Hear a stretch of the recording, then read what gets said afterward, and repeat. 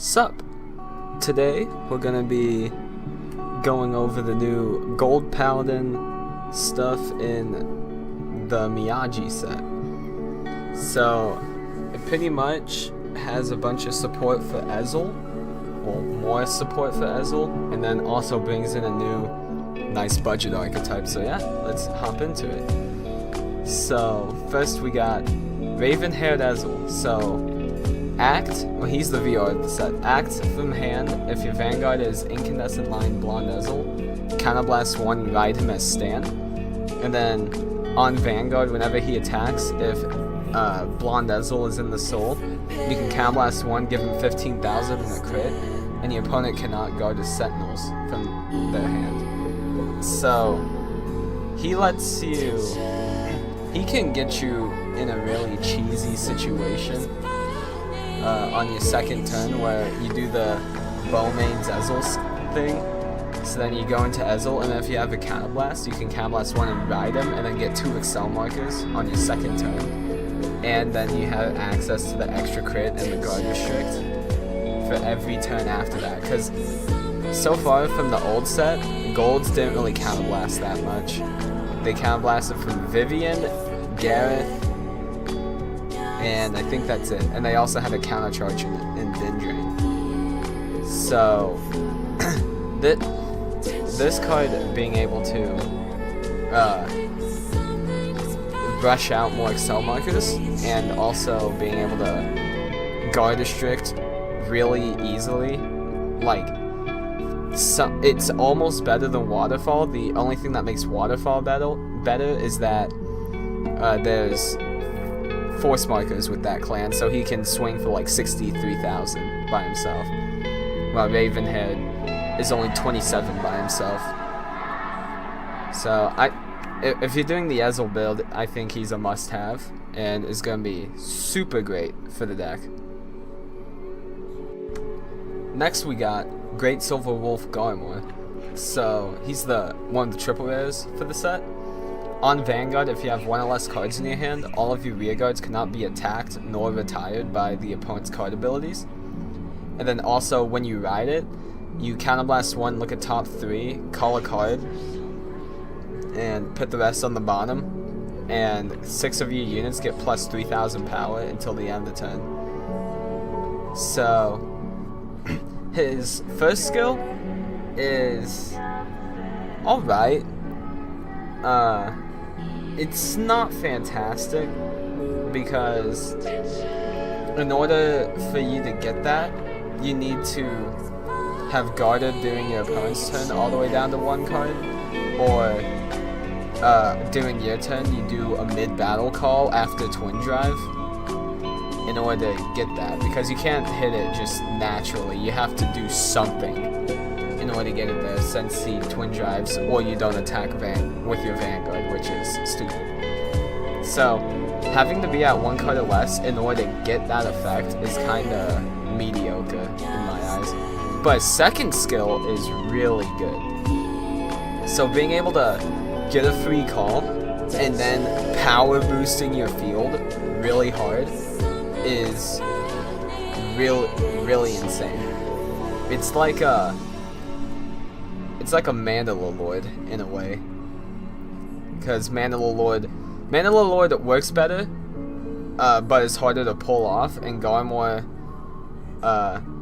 is sometimes kind of awkward, because if he's your first ride onto grade 3, you need to have called a huge field the turn before, which sometimes isn't ideal whenever you're against a retire clan, but whenever you're not against a retire clan, it's really great. Yeah, so he's pretty good. I don't see room for him in Ezel, but there's with him now, there is gonna be like this cool little build with Garmor and Pelennor, to where since you're not doing Ezel, you're not gonna be using as much soul, so you can do some like Pelennor shenanigans with it. So I think he's not that bad. He's a really good budget option.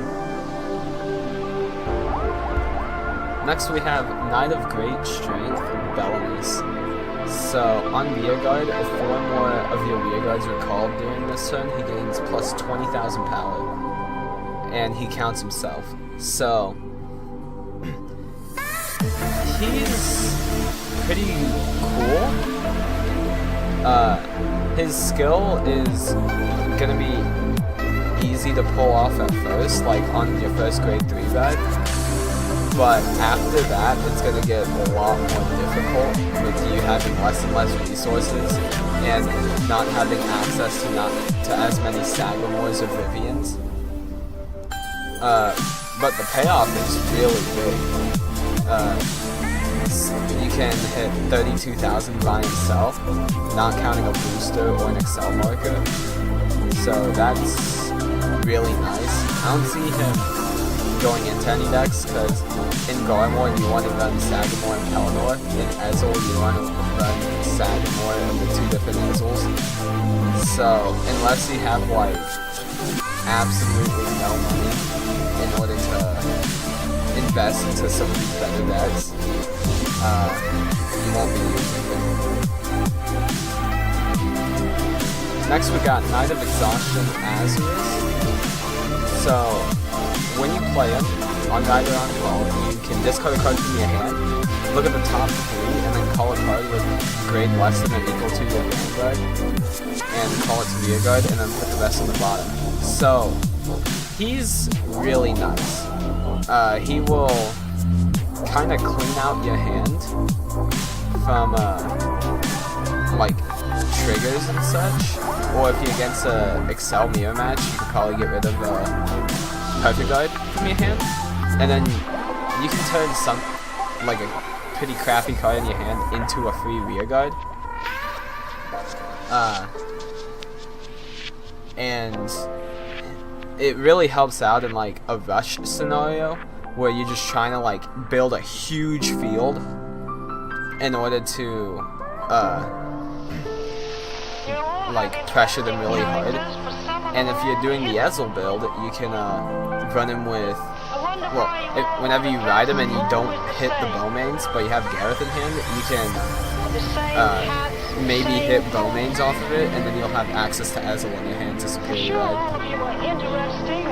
So, he's pretty good. I don't know if he's going to be ran in the Ezel build, but in like Garmor Pelennor, I think he's going to be at multiple copies. Knight of Fury Gratianas.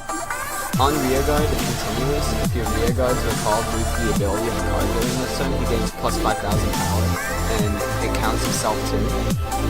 So, this is a continuous skill and not an auto, so it only procs once per turn.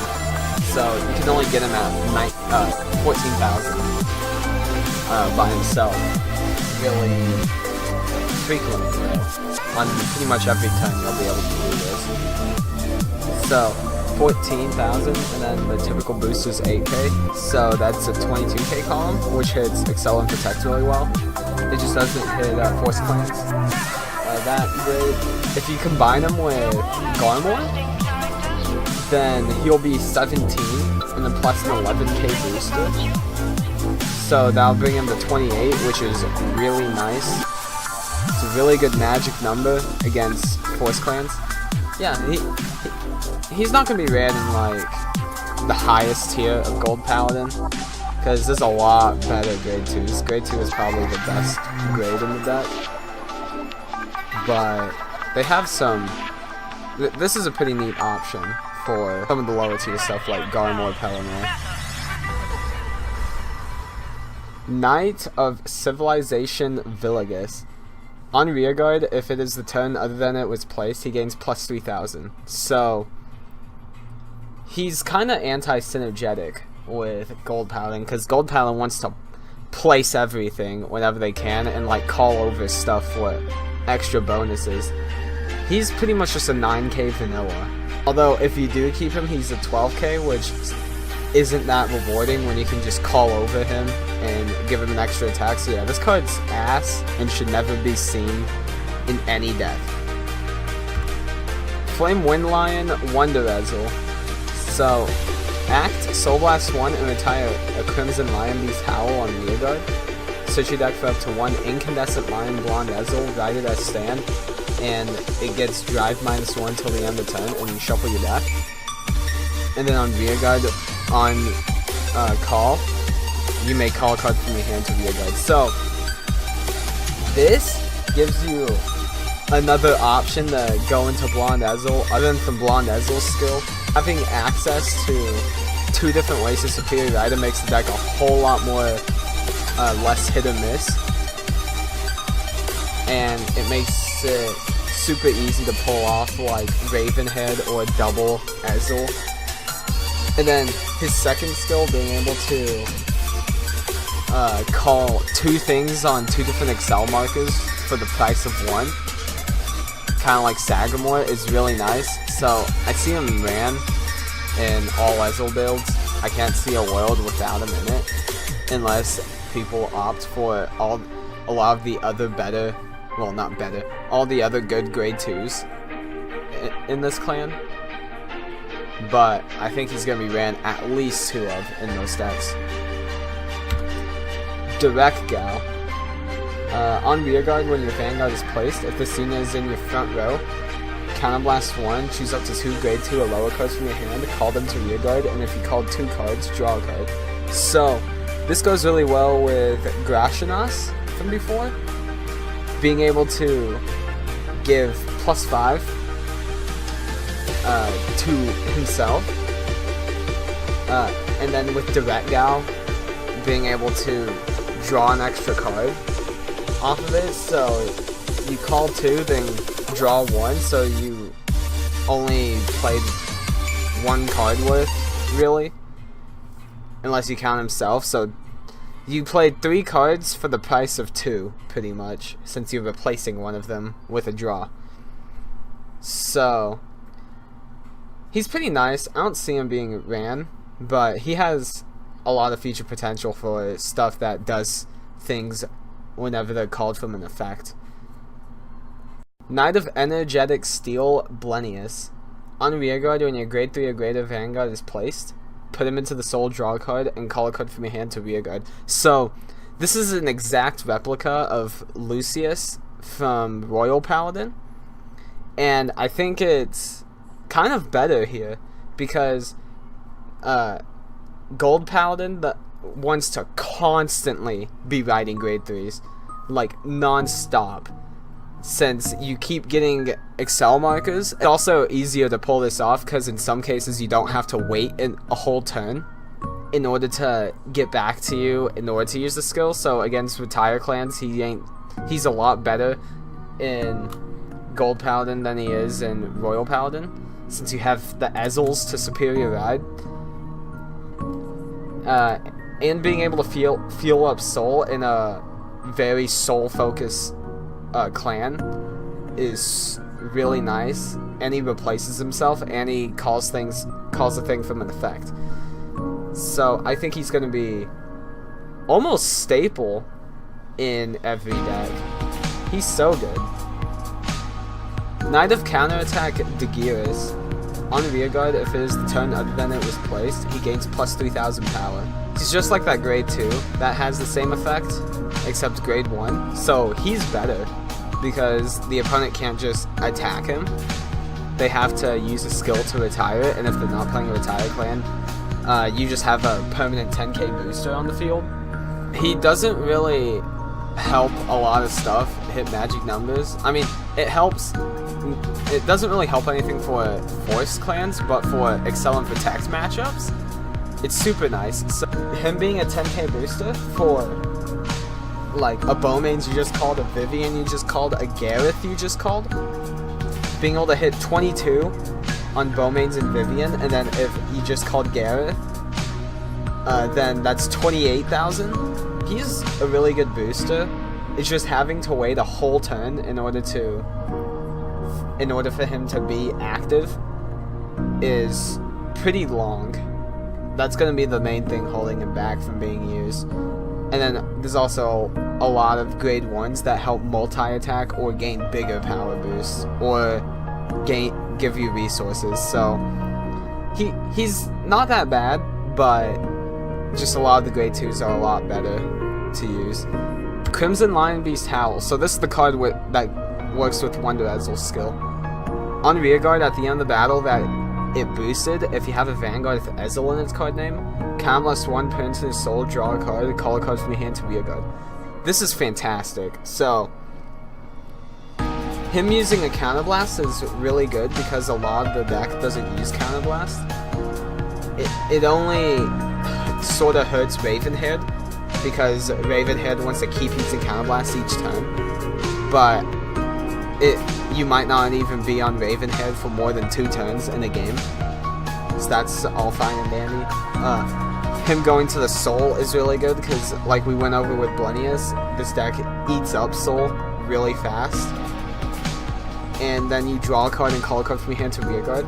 So it's the exact same as Blunnius, except you have to Counterblast one. It has to boost instead of just on ride. So you can activate him the turn he's played, unlike Blunnius, unless you superior ride Ezel. You also have multi-attack potential with Howl. So this card is super nice. I think it's going to be staple in all Ezel decks. Charge Goal. On Vanguard or Rearguard, whenever you play it, he gains plus 5,000 power. He's a lot less restrictive Miyaji, because Miyaji needs to be called in the Vanguard column, but Charge Goal can be called anywhere and get that power boost. He's decent if you're against Excel or Protects, because if you call him mid-battle and you put him on an Excel marker, then he's at 22,000, which hits them really well. But other than that, yeah, he probably won't be used. He's a 7k that can hit 8ks turn 1 if your opponent wrote an 8k and he's your only grade 1. So that's super nice. And then being a 12k booster, so if we combine it with like Vivian and Bowmains, column will be 24,000. A lot of the grade 1s in the deck are enablers or give you resources or give bigger power boost than Charge Gold does, so I don't think he's going to be ran, sadly. I really like his art though. Bold Sparrow, or Bowled Sparrow, I don't know. On rearguard, when your other rearguard is placed in the same column as this unit due to your card's ability, he gains plus 5,000 power until the end of turn. So he becomes a 13k booster when you call something the same column as it, which is a bigger power boost than on an Excel marker. So if you called Bowmains or Vivian in there, then that's 25k. If you called Gareth in there, then that's 33. Him being a rearguard is a lot more troublesome than the Excel marker, because you have to compare this with the Excel marker. The Excel marker can go off multiple times during the turn and be able to like keep giving 10k. This only gets to boost once. So if you're calling like multiple things to an Excel marker each turn, then that'll be better. But if you're only calling like one thing each turn, then he would be better. This is all for the Gold Paladin set review. Overall, I think Gold Paladin is going to have one of the best budget decks in the game, having access to Garmoire and Pelennor. And then the whole Ezel deck is really good. It's a lot more consistent, and being able to, having the potential to hit like 3 Excel markers turn 1 through Wonder Ezel, Normal Ezel, and Ravenhead is really good. But like in average scenario, you're gonna be riding Ezel, and then on your next turn you're gonna be riding Ravenhead, and then Ravenhead constantly not letting your opponent use their perfect guards, because they won't use it on any of the other attacks unless you hit a trigger on those.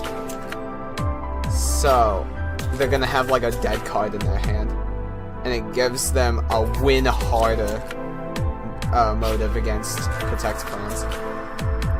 So yeah, hope you guys enjoyed this. and I'll see you all next time.